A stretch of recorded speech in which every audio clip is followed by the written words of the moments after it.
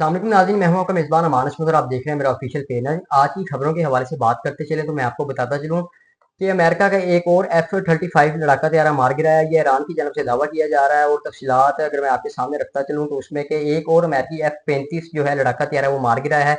इस हवाले से जो अमेरिकी अहकाम है उनकी जानब से फौरी तौर पर जो कोई तस्दीक या रद्द-ए-अमल है वो सामने अभी तक नहीं आया है।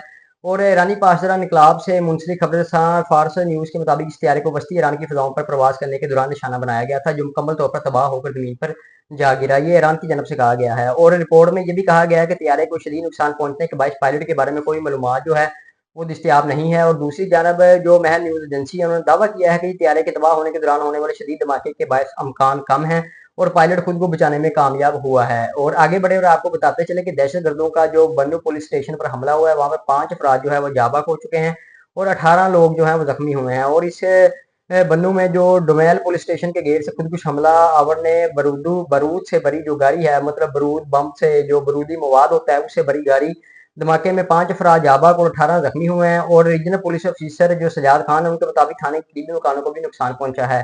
और जांबाग अफराद में 3 खवातीन, 1 मर्द और 1 बच्चा शामिल है और जांबाग और जख्मियों को अस्पताल जो है वो मुंतकिल कर दिया गया है।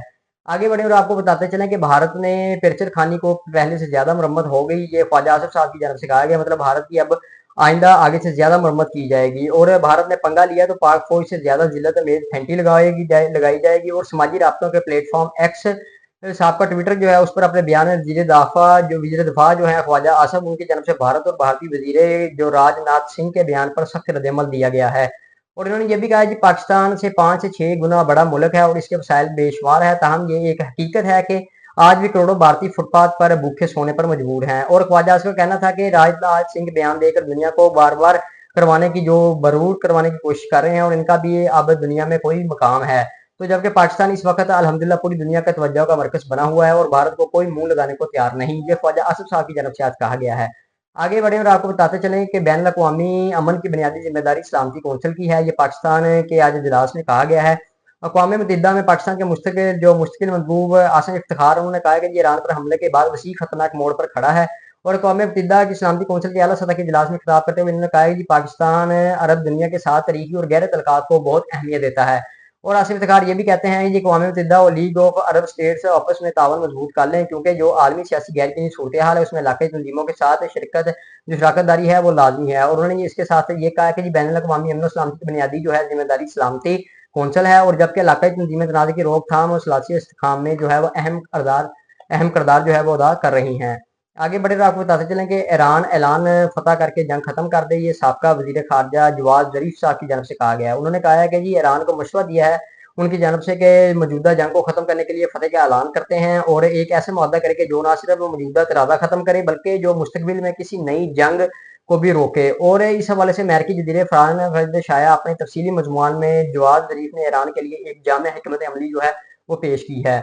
और ईरान को चाहिए कि वो अपने जवारी जो प्रोग्राम है उसमें कुछ हदूद कबूल करे और इसके बदले तमाम पाबंदियों के खात्मे का जो मुतालबा है वो करे। और इन्होंने ये भी तजवीज़ दी है कि अबनाए हरमिज़ को दोबारा खोलने की पेशकश जो है वो की जा सकती है और जो आलमी मुआशरत के लिए नहायत एक रास्ता है, अहम रास्ता है। और तरीक के मुताबिक ईरान को अमेरिकी के साथ बाहमी जो अदम जारियत है उसका मुआहदा करने पर भी गौर करना चाहिए और जिसके तहत दोनों ममालिक मुस्तकबिल में एक दूसरे पर हमला ना करने की यकीन दहानी करवाएं।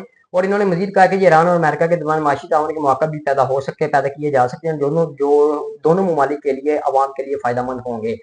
ये आज की इजलास में कहा गया है। और आगे बढ़े और आपको बताते चलें कि 40 से ज्यादा ममालिक अपनाए हरमज खोलने के लिए मुतहद हो चुके हैं। ये बरतानिया की जानब से कहा गया है। और बरतानिया के जो सेक्रेटरी खारजा हैं एविड कोपर उनकी जानब से कहा गया कि हम अभी गर्दा अपनाए हरमज को दोबारा खोलने के रद्दमल की हिमायत के लिए 40 से ज्यादा ममालिक मुतहद हो चुके हैं। और नशरियाती इदारों को दिए गए इंटरव्यू में एविड कोपर ने कहा है कि दुनिया के ममालिक जो है अपनाए हरमज को दोबारा खुलवाने के लिए जो मुमकिन सफारती मुआशी और मुश्तरका इकदाम है उसके लिए पुरअज़म है। और ईरान की जानब से अपनाए हम इसको दोबारा खोलने के लिए जो अमली आलमी सप्लाई चीज़ है और तवानाई की कीमतों पर शदीद दबाव पड़ रहा है। और जहाज़ों पर ईरान के गैर जिम्मेदाराना हमलों की बार बार मजम्मत करती आई है और इनका कहना है कि ये ईरान आलमी माशत को यरगमाल बनाने की कोशिश कर रहा है और ये हमले बरतानिया में मौजूद की शरह और पेट्रोल की कीमतों को मुतासर कर रहे हैं। और जबकि दुनिया भर में जेट जो फ्यूल है और अफ्रीका को खाद की फरामी और रशिया को गैस की तहसील में भी मुतासिर हो रही है। और इनका मजीद ये भी कहना था कि इनका बरतानिया के कौमी मफाद में फैसले करना और ये कि बरतानिया में महंगाई के बरहान से निपटने के लिए सबसे बेहतरीन यही होगा कि ये तनाज़ा खत्म हो जाए।